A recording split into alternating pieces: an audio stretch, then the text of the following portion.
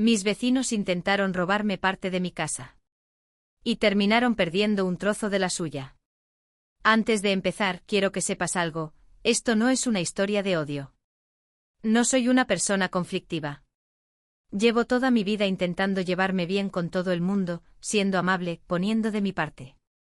Pero hay personas en este mundo que confunden la amabilidad con debilidad. Y cuando alguien cruza esa línea, la única respuesta posible es plantar cara. Todo comenzó hace 9 años, cuando mi marido Carlos y yo compramos nuestra casa en una urbanización tranquila a las afueras de Valencia. Era la casa de nuestros sueños. Un chalet adosado de 2 plantas con jardín trasero, garaje y una pequeña terraza donde pensábamos pasar las tardes viendo crecer a nuestros hijos. Hicimos un esfuerzo enorme para poder pagarla. Ahorramos durante 6 años para conseguir la entrada. Los dos trabajando a jornada completa, renunciando a vacaciones, a caprichos, a coches nuevos. Cuando firmamos ante el notario, Carlos me apretó la mano y los dos tuvimos que aguantar las lágrimas. Esa casa lo era todo para nosotros. Los vecinos de al lado ya vivían allí cuando llegamos. Se llamaban Tomás y Rebeca. Él era un hombre corpulento de unos 50 años, con voz grave y una manera de mirarte que te hacía sentir que estabas pisando su territorio. Ella era más discreta, pero siempre estaba detrás de él, asintiendo a todo. Al principio nos llevamos bien. Un saludo por aquí, una sonrisa por allá. Nada extraordinario, pero tampoco ningún problema. Pensé que eso era lo normal entre vecinos. El primer indicio de lo que vendría pasó al año y medio de vivir allí. Un domingo por la mañana, Carlos estaba arreglando la malla que separaba nuestros jardines cuando se dio cuenta de que algo no cuadraba. La malla estaba colocada de una forma extraña, como desplazada hacia nuestro lado. Carlos lo atribuyó al tiempo, al uso, quizás a algún trabajo que ellos hubieran hecho en su jardín. No le dimos más importancia. Pero un par de semanas después, Tomás apareció en nuestra puerta con una actitud que no me gustó nada desde el primer momento. Me dijo, y cito casi textualmente, que la franja de terreno junto a la malla era suya, que siempre había sido suya, y que si seguíamos poniendo macetas ahí tendría que tomar medidas. Me quedé sin palabras. Esa franja era claramente nuestra. La teníamos escriturada. Así que le respondí con calma que lo miraría, que no quería problemas, y cerré la puerta. Esa misma tarde llamé a nuestra abogada, Lucía, que nos había llevado la compra de la casa.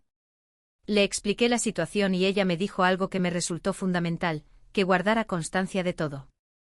Fotos, fechas, conversaciones. Todo. Que no tirara nada. Le pregunté si era necesario llegar a ese punto, si no era exagerar. Ella me dijo algo que no he olvidado, no sabes todavía con quién estás tratando. Guarda todo igualmente. En ese momento no entendía por qué era tan importante. Lo entendí mucho después. Durante los meses siguientes, la actitud de Tomás fue escalando de manera muy lenta pero muy constante. Empezó a aparcar su furgoneta justo delante de nuestra puerta de entrada, bloqueando parcialmente la salida. Empezó a quejarse por cualquier cosa, el ruido de los niños, el olor de la barbacoa, la música los sábados por la noche aunque fuera a las 6 de la tarde. Llegó a dejar una nota en nuestro buzón diciéndonos que si nuestro perro seguía ladrando presentaría una denuncia por perturbación del orden público. Nuestro perro era un beagle viejo de 12 años que ladraba exactamente 2 veces cuando sonaba el timbre. Pero lo que más nos preocupaba era la malla. Llegó un momento en que la malla estaba claramente desplazada. Casi 40 centímetros hacia nuestro lado. Le pedí a Carlos que llamara a la empresa que la había instalado originalmente para que nos dieran sus registros. Y efectivamente la posición original de la malla no coincidía con donde estaba ahora. Fue entonces cuando decidimos llamar a un agrimensor. Un profesional independiente que vino a medir y a verificar los linderos de nuestra propiedad según las escrituras y el catastro. Y lo que encontró nos dejó helados. Los marcadores de terreno, esas pequeñas estacas metálicas que se colocan en las esquinas de cada propiedad cuando se escritura, habían sido movidos. Alguien los había desplazado de manera que la línea oficial de separación entre nuestras propiedades parecía estar casi 42 centímetros más adentro de nuestro jardín de lo que debería estar. Cuando el agrimensor me lo explicó, le pregunté directamente si eso podía haber ocurrido de manera accidental. Me miró y me dijo, no. Eso no es un accidente. Esos marcadores están anclados al suelo. Para moverlos necesitas herramientas y necesitas hacerlo a propósito. Me senté en el banco del jardín y estuve 10 minutos mirando al vacío. Porque en ese momento entendí que no estábamos hablando de un malentendido entre vecinos. Estábamos hablando de alguien que había intentado, de manera deliberada y premeditada, apropiarse de parte de nuestra propiedad. De nuestra casa. De algo que habíamos comprado con todo lo que teníamos. Con 6 años de ahorro. Con las lágrimas contenidas delante del notario. Con la ilusión de toda nuestra vida adulta. Llamé a Lucía esa misma tarde. Le mandé el informe del agrimensor, las fotos, todos los registros que había ido guardando durante meses. Y ella me dijo lo que necesitaba escuchar, que teníamos un caso muy sólido. Que podíamos denunciar penalmente por usurpación y también reclamar civilmente por los daños. Pero también me advirtió de algo importante, que estos procesos son lentos. Que tendría que tener paciencia. ¿Paciencia? Sí. Fácil de decir cuando cada mañana te levantas y ves la malla de tu vecino invadiendo tu jardín. Presentamos la denuncia. Y mientras el proceso avanzaba, Tomás empezó a ponerse cada vez más agresivo. Supongo que sabía que habíamos actuado. Empezó a gritarnos cosas desde el otro lado de la malla cuando estábamos en el jardín. A decirle a nuestros hijos que no jugaran cerca del límite. Un día, y esto todavía me parece increíble, llegó a llamar a la policía local para denunciar que nuestro hijo mayor, que tenía en ese momento 9 años, había estado molestándoles con una pelota. La policía vino, habló con nosotros, vio que no había absolutamente nada y se fue. Pero el agente me dijo en voz baja que ya habían tenido otros problemas con ese vecino anteriormente. Lo que vino después fue lo que yo llamo el episodio de la luz. Y si crees que lo de los marcadores ya era grave, espera. Tomás instaló en el tejado de su garaje un foco industrial de alta potencia apuntado directamente hacia nuestro dormitorio principal. Una luz enorme que se encendía con un detector de movimiento y que se disparaba con cualquier cosa, con un pájaro, con el viento moviendo las ramas, con nuestra gata pasando por el jardín. Varias noches nos quedamos sin dormir. Yo llegué a ir al médico por problemas de ansiedad y el médico me dijo que lo que describía, esa luz intermitente en mitad de la noche, era suficiente para alterar los ciclos de sueño de cualquier persona. Nuestra hija pequeña, que tenía 6 años, empezó a tener pesadillas, y a pedir que dejáramos la luz del pasillo encendida porque tenía miedo a la oscuridad. Antes de ese foco dormía perfectamente sola. Documenté todo. Cada vez que el foco se encendía en mitad de la noche, lo grababa con el móvil. Tenía un registro de más de 80 grabaciones en menos de 2 meses. Carlos instaló una pequeña cámara en nuestra terraza trasera que capturaba tanto el comportamiento de la luz como el ángulo desde el que apuntaba hacia nuestra ventana. Etiquetamos cada archivo con fecha y hora. Era agotador. Era absurdo.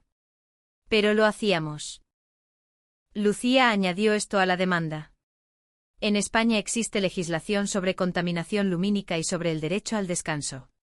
Las ordenanzas municipales de nuestra ciudad establecen límites muy claros sobre la intensidad y la orientación de los focos exteriores. El foco de Tomás los superaba con creces. Pedimos a la policía local que viniera a verificarlo. Vinieron 2 agentes, uno de los cuales traía un medidor de luminancia. El resultado fue contundente. El foco superaba en más del doble los límites legales permitidos. Tomás recibió una primera advertencia formal del ayuntamiento y un plazo de 15 días para retirar el foco o reorientarlo. No hizo nada. A los 20 días recibió una multa de 600 euros. Siguió sin moverse. Otro mes después, otra multa. Esta vez de 900 euros. Y una amenaza de intervención municipal directa si no cumplía en un plazo de 10 días. En algún punto de ese proceso, algo cambió en Tomás. No sé si fue el dinero de las multas, no sé si fue el proceso penal avanzando, no sé si fue la presión acumulada o simplemente el cansancio. Pero empezó a cambiar de actitud. Primero retiró el foco. Luego dejó de aparecer en el jardín cuando nosotros estábamos allí. Luego dejó de aparcar delante de nuestra puerta. El silencio después de todo ese tiempo se sentía extraño. Casi inquietante. Mientras tanto, el proceso legal por los marcadores de terreno avanzaba. Y aquí viene la parte que más me gusta contar. La que todavía me arranca una sonrisa cada vez que pienso en ella. Cuando el juez vio el informe del agrimensor, el registro de fotos, las fechas y el testimonio de 2 vecinos de la calle que habían visto a Tomás trabajando en la zona del límite en una tarde de agosto de hacía 3 años, la resolución fue clara y contundente. Los marcadores habían sido movidos de manera ilegal. La línea de propiedad debía restaurarse a su posición original según las escrituras y el catastro. Pero hay más. Porque cuando el agrimensor volvió a hacer la medición definitiva para la ejecución de la sentencia, descubrió algo que ni nosotros ni Lucía habíamos previsto. La malla, al como estaba colocada en ese momento, no solo estaba en nuestra propiedad. En uno de los extremos donde el jardín hace una pequeña curva irregular, la malla había sido desplazada de tal manera que el extremo contrario de esa misma malla estaba ahora 4 centímetros adentro de lo que era, técnicamente, propiedad de Tomás. En otras palabras, al mover los marcadores, Tomás había cometido un error de cálculo. Y la corrección de ese error nos beneficiaba a nosotros. La nueva malla, instalada en su posición correcta y legal según las escrituras originales del año en que se construyó la urbanización, nos devolvía los 42 centímetros que habían sido usurpados. Y además nos dejaba un pequeño triángulo adicional en el extremo del jardín que, según los números del agrimensor, sumaba aproximadamente 12 metros cuadrados más de los que teníamos antes de que empezara todo este problema. 12 metros cuadrados. El equivalente a una habitación pequeña. Ganados gracias a que el propio Tomás, al intentar robarnos terreno, calculó mal y se quedó con menos del que le correspondía. Tomás apeló. Claro que apeló. Pero el informe era tan claro, la documentación tan sólida y el historial de su comportamiento tan evidente que la apelación fue desestimada en menos de 4 meses. La nueva malla se instaló un martes de otoño. Carlos y yo estábamos allí, junto con Lucía y el agrimensor. Los operarios tardaron unas 3 horas. Hacía un sol tibio y el jardín olía a tierra húmeda. Cuando terminaron, me quedé mirando ese pequeño triángulo extra al final del jardín. No era grande. Era un pedazo de tierra irregular, con algo de hierba crecida y una piedra vieja cubierta de musgo. Pero era nuestro. Completamente nuestro. Y lo habíamos ganado nosotros solos, con paciencia, con documentación y con la ley de nuestro lado. Esa tarde lo celebramos en familia. Una cena sencilla en casa, con los niños, con mi madre que vino desde Murcia para el fin de semana. Mi madre, que durante todo el proceso me había dicho 1000 veces que no merecía la pena pelearse con los vecinos, que mejor dejarlo estar, que no quería que nos metiéramos en líos, que la gente así es muy peligrosa, que lo mejor era ignorarlos. Y cuando le enseñé la foto de la nueva malla y le expliqué lo que había pasado, se quedó callada un momento, me miró y me dijo 3 palabras: tenías razón, hija. Eso solo, esas 3 palabras de mi madre, casi valen más que todo lo demás. Unas semanas después me enteré por una vecina de la calle que Tomás y Rebeca habían puesto su casa en venta. No sé si fue por esto, no sé si había otras razones. Pero en primavera del año siguiente la casa tenía cartel de se vende. Y ese verano llegaron los nuevos vecinos, una pareja joven con un bebé y un perro labrador que se pasa el día tumbado al sol. Nos presentamos el primer día que llegaron, con una bolsa de frutas y una nota de bienvenida. Nos invitaron a su jardín una tarde de agosto. Los niños jugaron juntos hasta que se hizo de noche y los adultos nos quedamos hablando hasta tarde tomando algo fresco. Así que sí. Mis vecinos intentaron robarme parte de mi casa. Y terminaron perdiéndola. Y yo, sin haber querido nada más que vivir tranquila en mi hogar, terminé con un jardín más grande, una historia increíble, una hija que vuelve a dormir sin miedo y la certeza de algo que siempre supe pero que a veces necesitamos que la vida nos confirme, que la documentación, la paciencia y una buena abogada pueden más que la intimidación, las multas y la luz de un foco industrial apuntando a tu ventana en mitad de la noche. Si has llegado hasta aquí, gracias de verdad. Espero que si alguna vez te encuentras en una situación parecida, recuerdes que rendirse no es la única opción. A veces plantar cara con calma, con papeles y con la ley de tu lado, es exactamente lo que necesitas hacer. Hasta la próxima. Si te gustan este tipo de vídeos, dale like y suscríbete.